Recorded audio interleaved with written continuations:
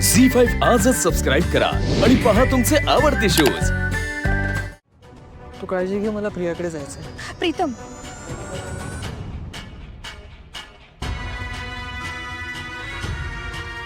खरं तर मी तुझ्या आयुष्यातून खूप दूर निघून जाणार होते, पण मी तरी काय करणार, माझं नाईलाज आहे रे।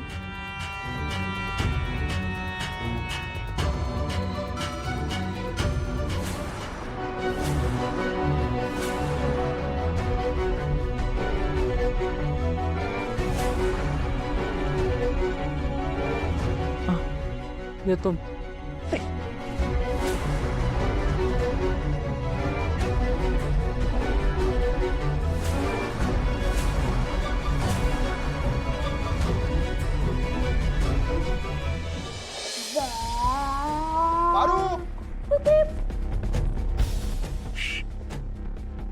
गप्प बसायचं। तू इथं गप्प बसायचंय। मी आदित्य बाबांना सांगणार आहे तू दमून झोपलेस। गप्प बसायचं।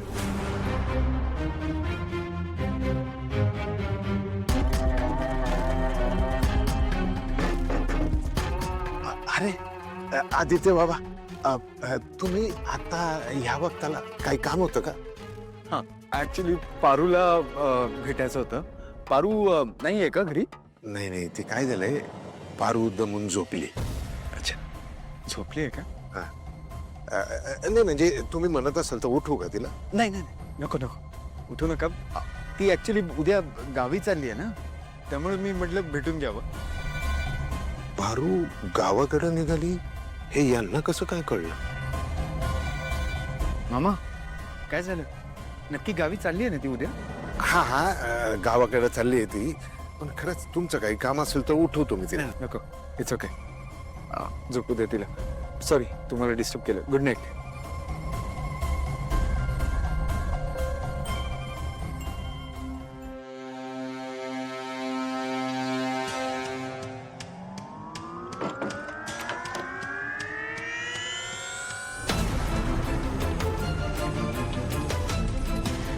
मला सांगा, पारू गावाकडे चालली आहे हे आदित्य बाबांना कोणी सांगितलं?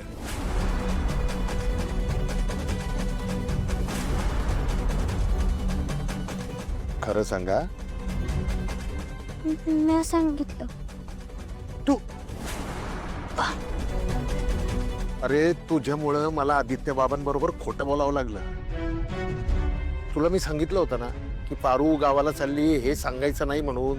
मग आता परवा तिचा वाढदिवस आहे हे पण सांगितलं असेल ना तू त्यांना? पण बस सांगितलं तर काय बिघडतंय?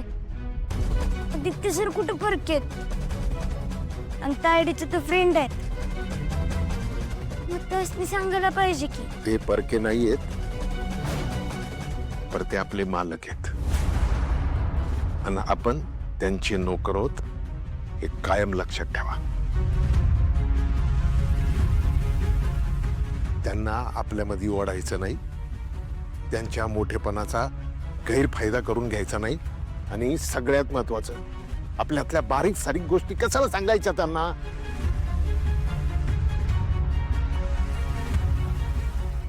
झी5 आजच सबस्क्राईब करा आणि पहा तुमचे आवडते शोज।